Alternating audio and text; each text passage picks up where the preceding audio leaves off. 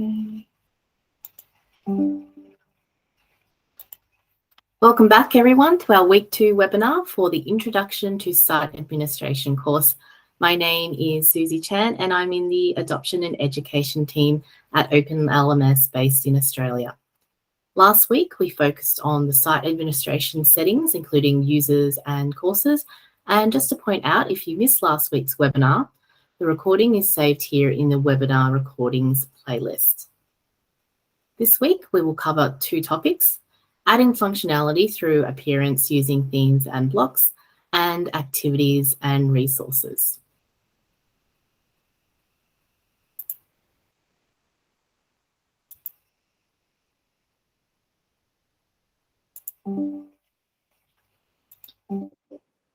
Jumping into our demo site, the site theme controls the look and feel of your site.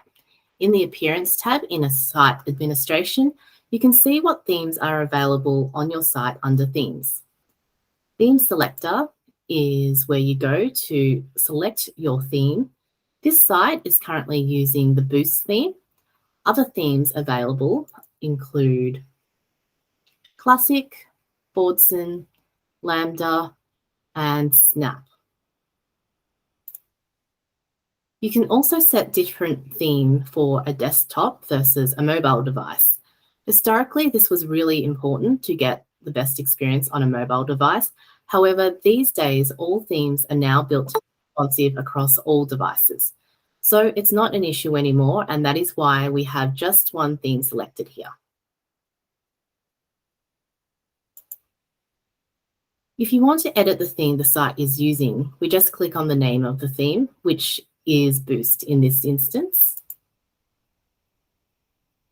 This will allow me to add theme presets, background images and logos, and in advanced settings, there is also the option to add CSS.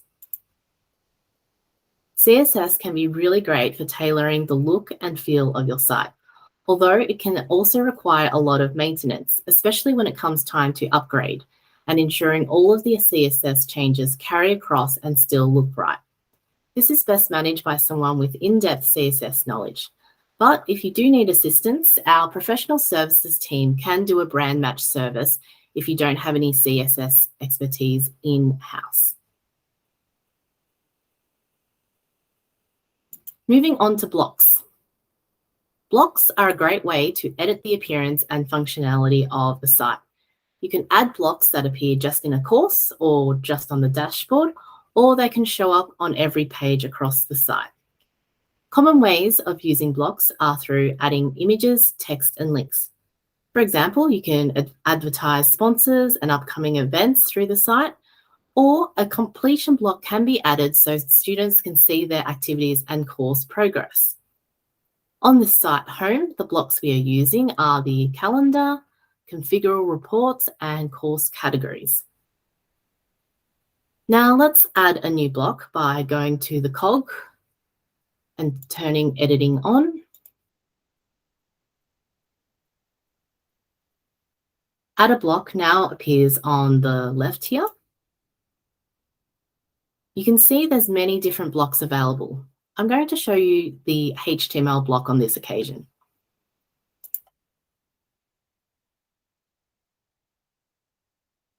There it is.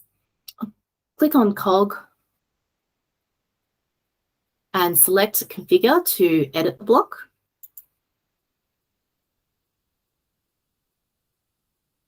With this HTML block, I'm going to add content promoting the APAC Adoption and Education webinars and training. So I'm going to add a block title.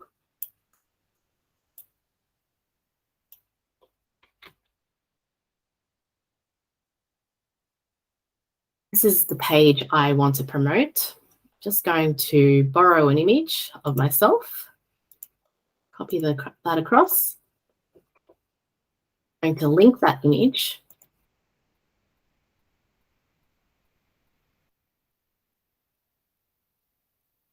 Now I want it to open in a new window so the learning management system still stays open.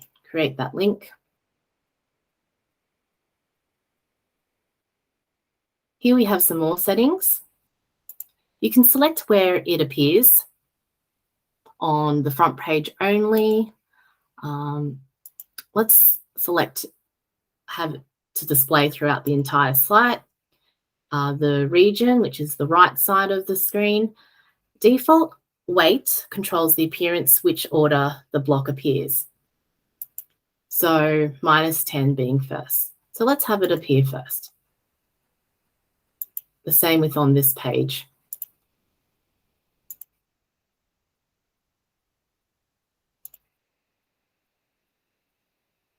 So you can see now the block appears up top here. If I jump into one of our courses, you can see that the block that we've just created also appears. Now, definitely take a look at the lesson in the course content this week, which goes into more of the most popular blocks and how they can be used. Next, let's take a look at activities and resources, which is where a lot of the course content creation is done. We've got editing already turned on, so we're going to scroll down to the Add an Activity or Resource label. Hi, apologies. Could you please add Naz to the call? She's doing the learning and she just was a bit late. No worries. So they had accepted the invitation. Are they just having some trouble joining? Oh no, there's Naz. Oh, excellent. All right, thanks for joining, everyone. We've got a recording, so you can refer back to what you missed earlier on, but we're just up to adding activities and resources. So as I was saying, we refer to this menu as the activity chooser. See, there are many different activities and resources we can use. Now, we're not going to go through all of them today, as we'll probably be here all week, but I'll just demonstrate a couple of the most common ones. Also to note, if you want to use the star tab, all you need to do is select this star on one of the activities and resources, and it appears on the star tab. This is handy for those activities and resources that you use all the time. We'll start by setting up a label.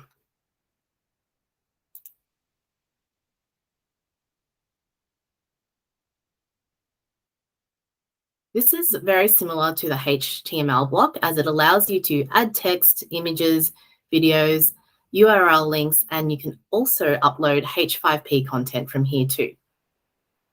As an example, again, I'm going to add content promoting the APAC adoption and education webinars and training. Text here. I'm going to link that.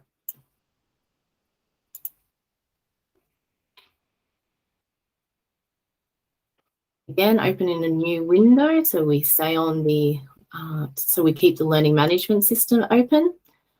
Go back to my page here. I'm just going to borrow this image.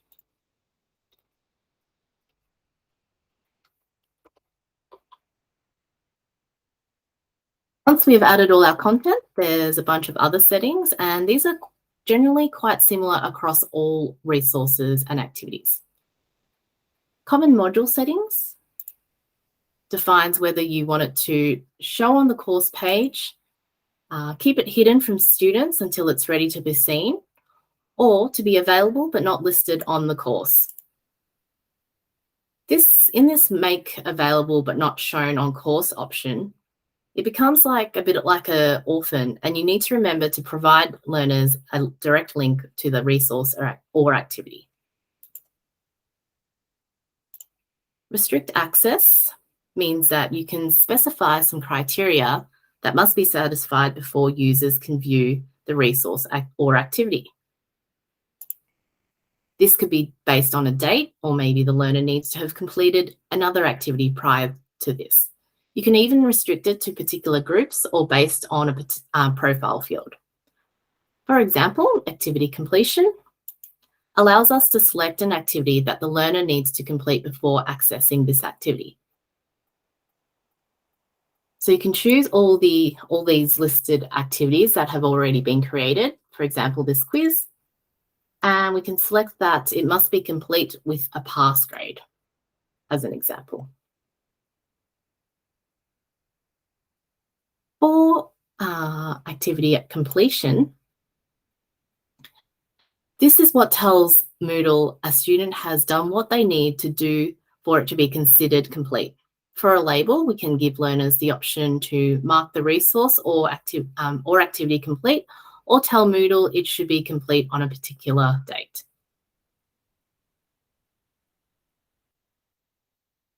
With other resources and activities, you'll find some additional options like students being required to view it or receive a grade, which I'll demonstrate in the next activity we create shortly. Here, there's also the options to add tags, which can be a really great way to link bits of content together, not just in the course, but across the entire site.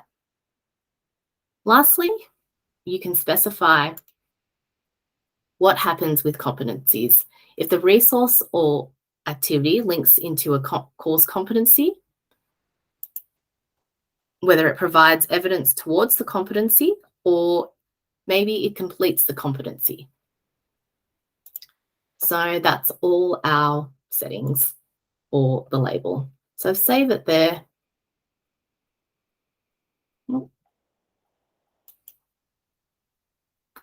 Must require grade. All right, we'll just remove that for now.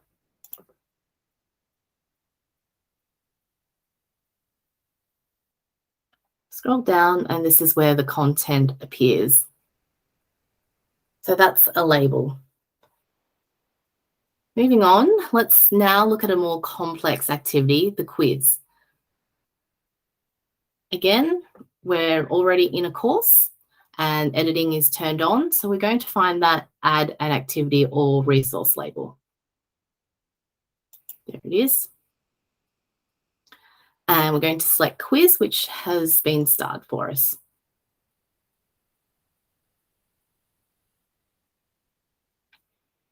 From here, we can give the quiz a name and a description, and we can choose whether that description appears on the course page. Just going to call it Demo Quiz.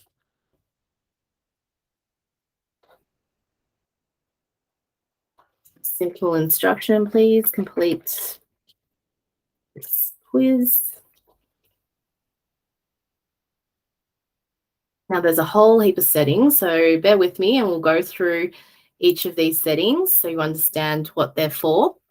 Under timing, this is where we can specify when the quiz will open and close, and there's also the option to set a time limit for a quiz. If you set a date or time expiry, you can tell Moodle what to do when their time expires, depending on how strict you want to be. First option will automatically submit their answers even if they're not finished. Second option will allow them to submit after the time limit, but they cannot answer any more questions.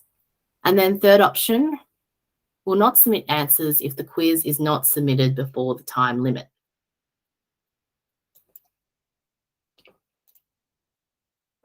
In the grade section, we can specify if this activity should sit within a particular grade category. This will actually make a bit more sense when we look at grade categories in more detail next week. But we can set a minimum grade to pass. We'll make that just 10 on this occasion. We can also set the number of attempts allowed. If there are more than one or unlimited attempts, we can actually decide if we want the highest grade to be counted, the average, or the first or last attempt. So there's where you can set up to 10 attempts or unlimited. And then under grading method, you can go with the highest grade, average grade, first or last attempt. Layout. Layout is where we can decide how many questions to display on each page. This can be really important if you have a lot of questions with a lot of text and images. as it can make the page load really slowly. This can be a challenge and frustration for learners if they're doing a timed exam. A good rule of thumb is no more than 3 to 5 questions on a page. See here, you can select how many questions appear on a page. Under navigation method, you can also specify whether you want learners to be able to switch between questions or whether they have to do them sequentially.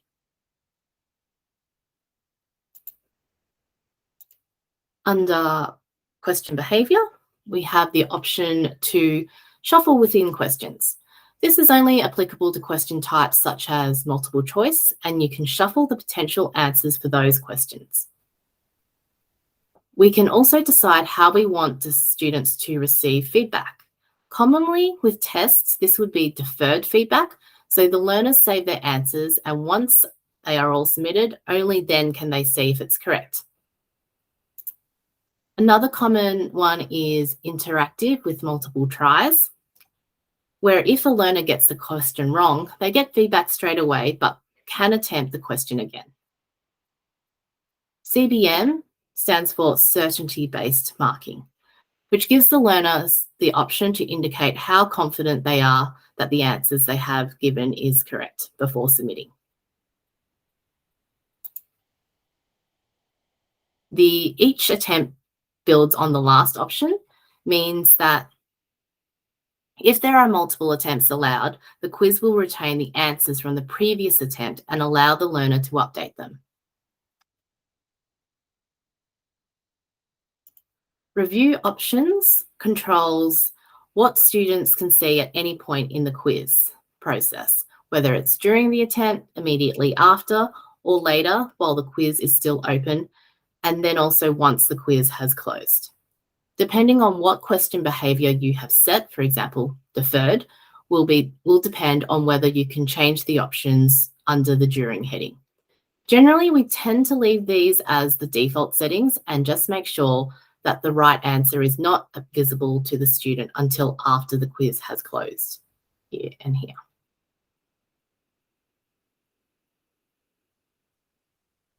Appearance settings.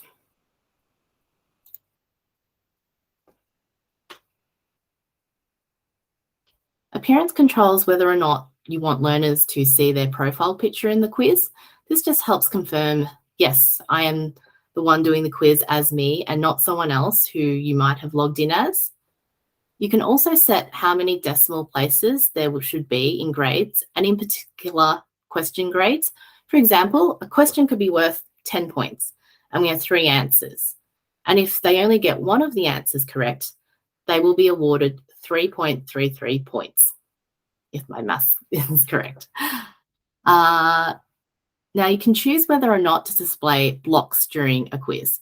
Depending on what information the block is displaying, it could be distracting for the student, so you can hide the blocks on that occasion. The Safe Exam browser. We don't go into this too much, but it essentially allows teachers to use Moodle to conduct exams and prevent users from being able to Google the answers.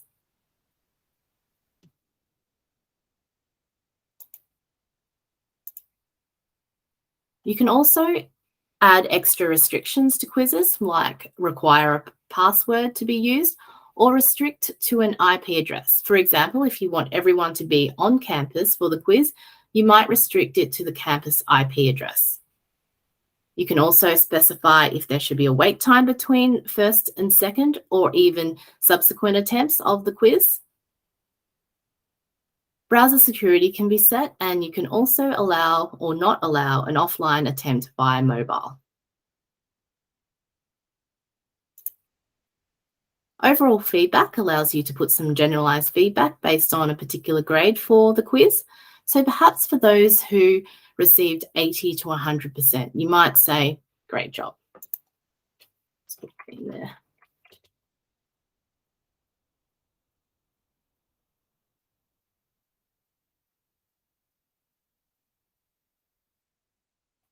And then in the next bracket, so those between 60 to 80%, it might be good work, but could use some improvement. We'll just expand this.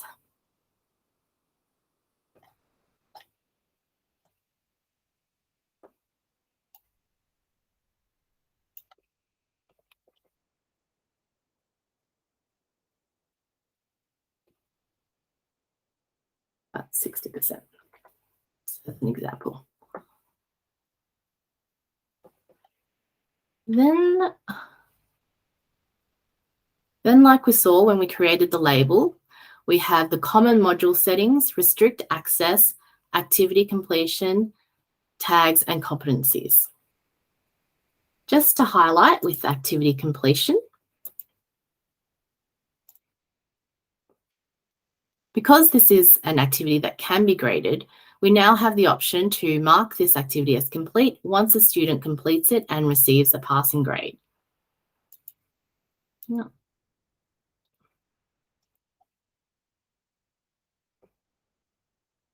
Now we click Save and Display.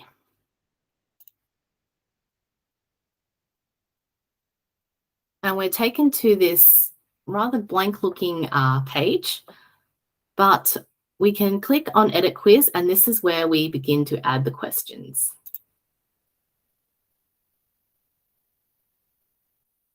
Before we start adding questions, I want to point out a couple of items. The maximum grade is something we can override here. By default, it's 100, but we can change that to any number we want, maybe based on how many questions there are and how many points we want to allocate per question. We're going to leave changing that until last. The total marks is where we see the calculation from the questions we've added. So if we've added one question and it's worth 5 marks, that's going to be under the maximum grade. So we'd need to either change the marks allocated to the question or change the maximum grade. Hence why we're just going to leave setting the maximum grade until the end.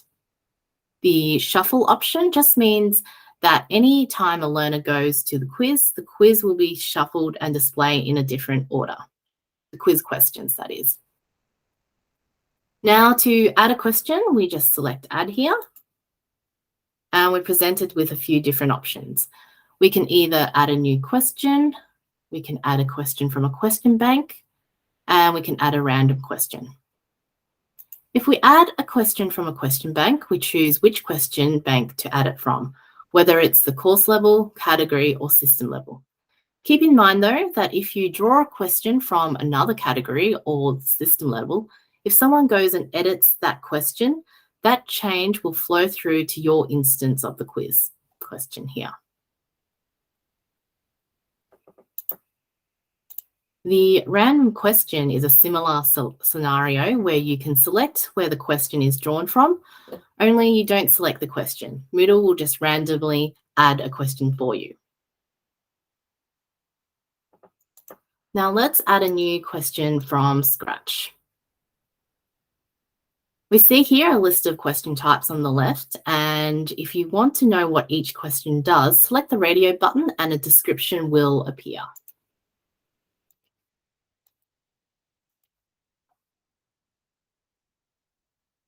For our example, we're going to create a multiple choice question.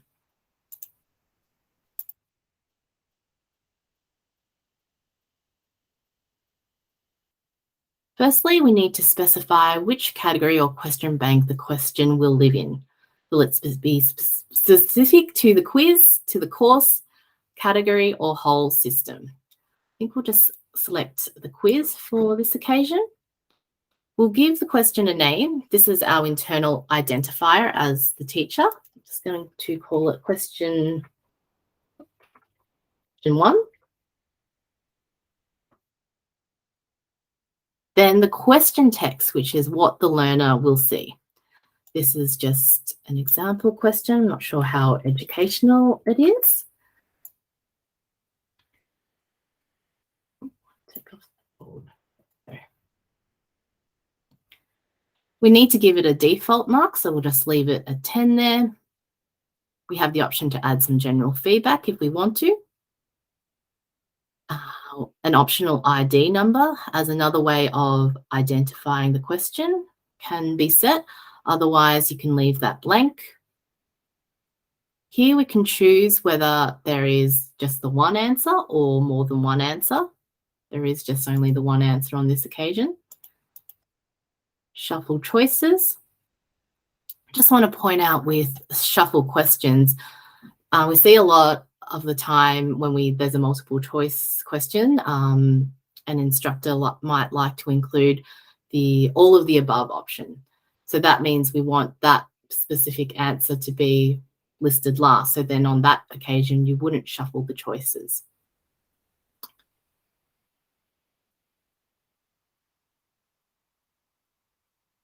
We can number or letter the choices or go with no numbering here as well. We can show standard instructions, for example, select a single answer. Then moving on to our choices. Let's say the choice 1, we'll make that as correct. So we select 100%. You can also add some specific feedback here for that answer. Some other possible options: tulips and roses.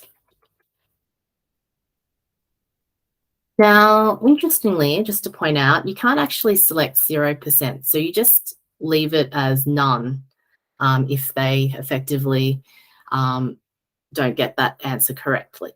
Or you can actually select that they lose points by selecting a minus percentage.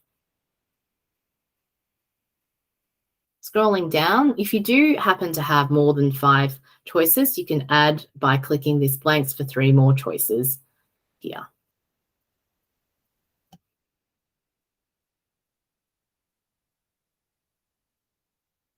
Now looking at the settings in combined feedback, if we don't want to put specific feedback in each of the choices, we could just leave it with the defaults that is set here, or just put something generic. Multiple tries isn't always applicable, only when using something like adaptive is used. You can add a penalty or loss of marks for each incorrect answer and the learner when the learner submits, but there is also the option to add hints. And lastly, you can also add tags in quizzes. So once we've made all our updates, we can save changes, which will take us back to the question page. And we can see the question that we've just created here. You can see here now the total points has updated. And so now I'm going to update the maximum grade so it totals the same as the total points. This way, a student can actually achieve the maximum grade.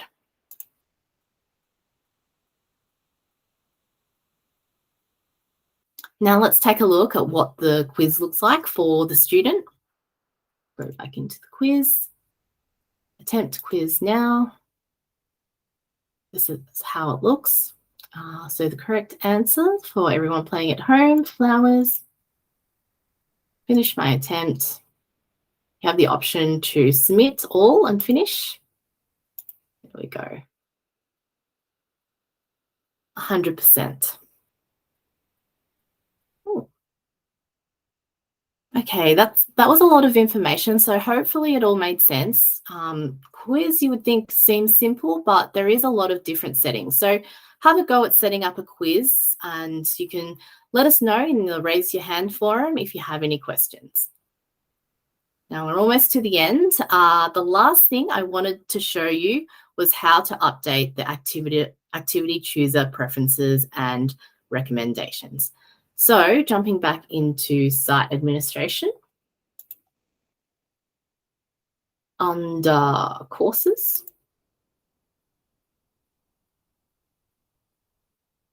in activity chooser settings, here you can just to choose which tabs appear for users. So here we've included all tabs: starred, all, activities, resources, and recommended. And then in recommended activities is where you can choose what appears in the recommended tab. So for example, I might like to add URL. That's selected. I don't think there's a save button. So we will then go back into our course With editing still turned on, we can see now URL appears.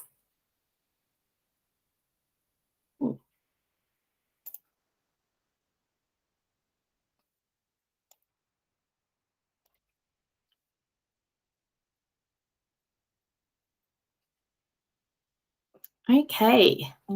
Everything we have touched on today is covered in the course content in even more detail, so you can go through it at your own pace. But now I'll open it up for any questions.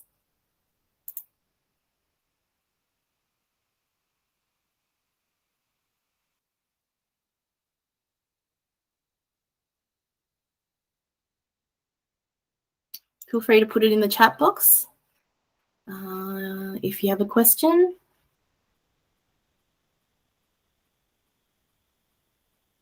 Nope. Hopefully that was all clear. Then if there are no other questions, we'll wrap it up. So thanks for joining today's webinar. Next week is our final week in the course, and we'll take a look at the gradebook and competencies, as well as some reporting options that can help track student progress and other troubleshooting tips. Just a reminder, if you have any questions throughout the week, please feel free to post in the Raise Your Hand forum. Have a great week, everyone.